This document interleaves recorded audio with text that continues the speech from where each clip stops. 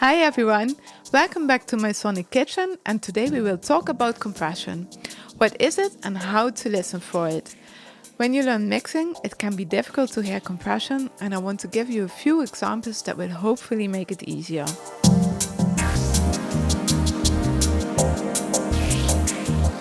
As soon as you start mixing, you will notice that maybe your vocal sound doesn't cut through the mix, or sometimes is way too loud with peaks that hurt your ears.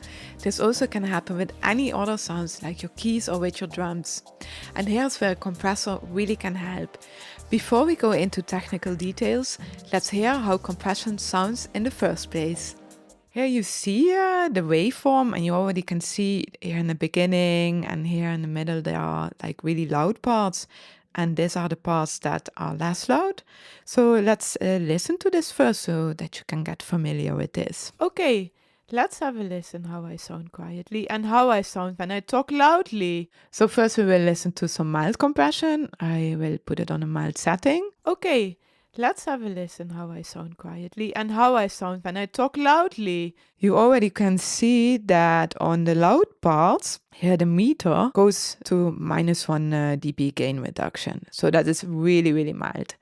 So now we will listen to medium compression. So I will put this now a little bit more up, and let's listen how this sounds. Okay, let's have a listen how I sound quietly and how I sound when I talk loudly. Now without. Okay. Let's have a listen how I sound quietly and how I sound when I talk loudly. This is already way louder. Okay. Now let's have a listen how I sound quietly and how I sound when I talk loudly. This sounds already way more even. Okay. So let's listen now to more heavy compression that you really hear. Here we go. Okay. Let's have a listen how I sound quietly and how I sound when I talk loudly. This you really hear. Okay. Let's have a listen how I sound quietly and how I sound when I talk loudly. You see it's already -10 dB. Now that we understand a little bit what is happening, let's go a bit more in details. So the LA2A is a great compressor and also works great for a lot of things, but sometimes you definitely want to have a little bit more of control. On most compressors, you will find the same functions. First, you have something called threshold. That means you set it to where the compressor starts working. Is the sound below the threshold? The compressor doesn't work. Is it above the threshold? The compression will happen. As soon as you set ratio. With ratio, you decide how strong the compression is and how it's going to react. A lower number is often used for more gentle compression, and a higher ratio is for stronger and heavy compression.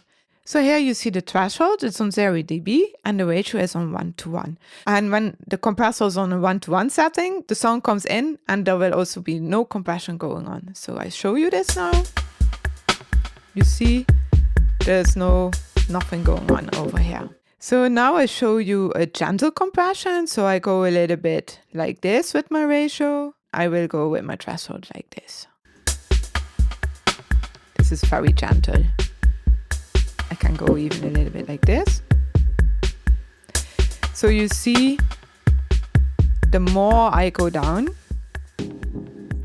the more compression is happening. You can see it also here on the waveform.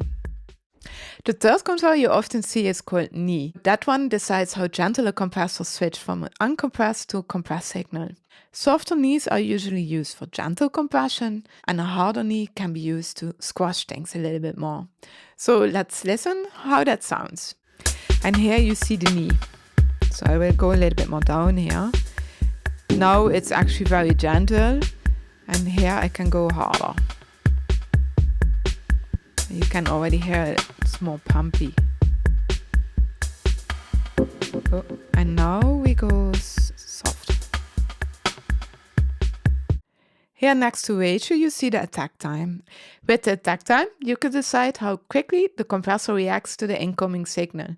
In general, short or fast attack times leave fewer transients, but can make a sound thicker or fatter. Slower or longer attack times give you more punch. Now we're going to listen to an acoustic guitar sample. I have the ratio a little bit higher and also the threshold, so it will be audible what I'm doing with the attack time. This is now really on fast.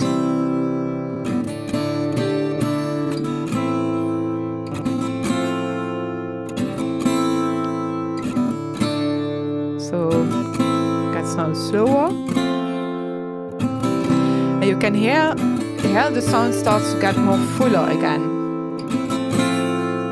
You hear the strumming also better compared to fast.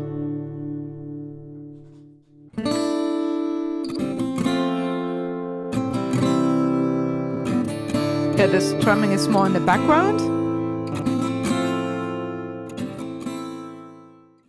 If you have a guitar player that picks quite hard on his guitar, you can use a shorter attack time to even out the transients a bit. So you see next to attack, the release time. The release time is the time your compressor needs to recover after the compression has happened. With a faster release time, your compressor recovers quickly and is ready for the next signal to start. This can generate a more aggressive or punchy sound, which can be great on drums, vocals and guitars. Slow release times are great for smoothing out dynamic performances. It can also be used to push the instrument more back in the mix. Now we will listen to a bass sound. I only will adjust the release time. I have the settings quite strong, so you definitely can hear the difference between the fast release time and the slow release time. It's now really fast, so I go slowly up with release time.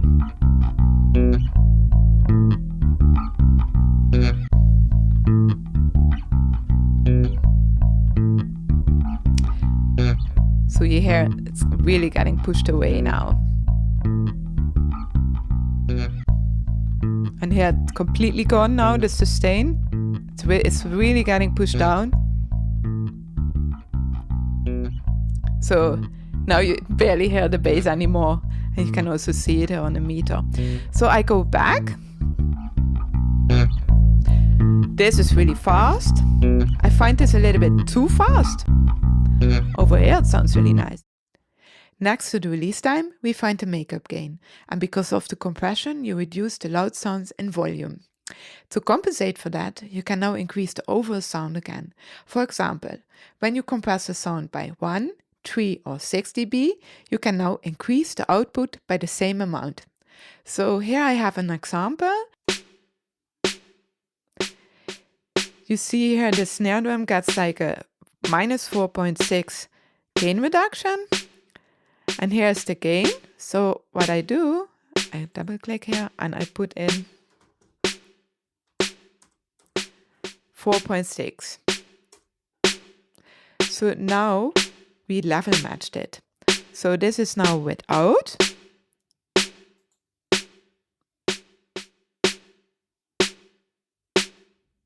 And with.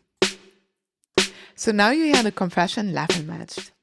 Now we're going to listen to a multi-track of mine with several sounds. You can hear how compression works in context of a mix and not only on a separate sound. In this loop there are two sounds that I want to give treatment. That is the snare drum and also the pad sound. So first we start with the snare drum. So you hear with a fast attack time that the transient completely gets reduced. I go slowly up.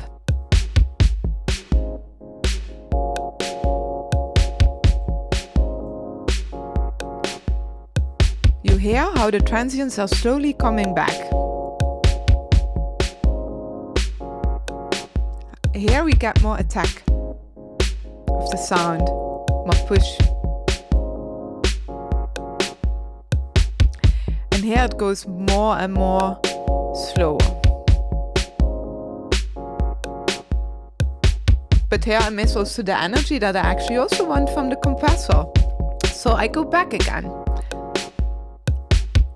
This is too much again for me. You hear then also in this snare drum is also a reverb that really comes out. I will go for this attack time. So now I have set the attack time and I will use the release time as the second one. So this is very fast. Slowly in the back. The snare drum has also a reverb and you hear how the reverb is getting away also from the sound.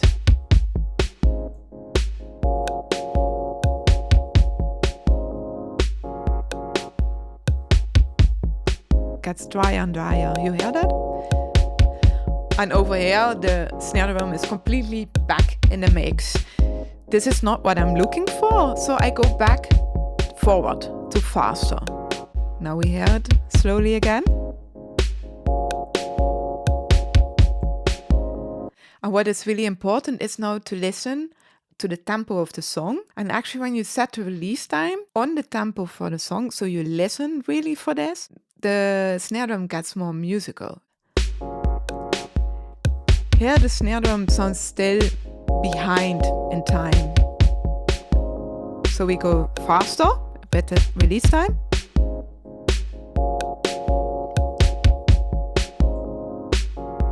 Here we got already more in tempo. This sounds really in tempo.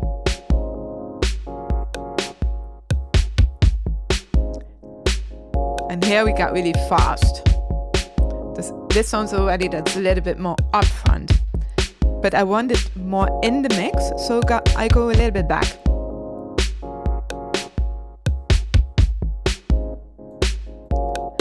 Yeah. So around here. Okay, so I think now the snare drum is pretty good in the mix.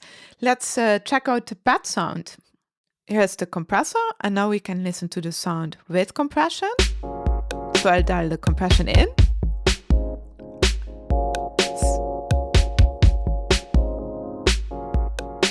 This is full. This is too much. I go slowly back. Still too much.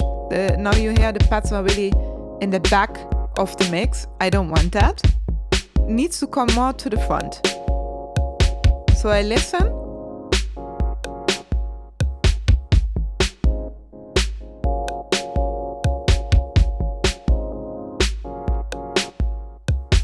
I really like what is happening here, because I can hear also the reverb tails and the delays, and I want this to be more audible.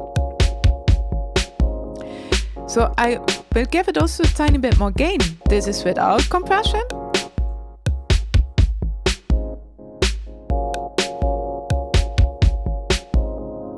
And now with compression.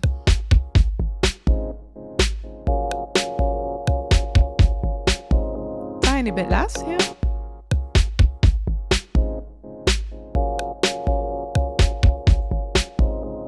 Yeah, I really like the setting on the pad sound, because now you really hear the sound a little bit more upfront and you get some more details out. So yeah, I really love this compressor for pad sounds as well. I hope you enjoyed this video, and if you have any more questions about compressors or you want to share how you use them, just write them in the comments, and I'll see you next time.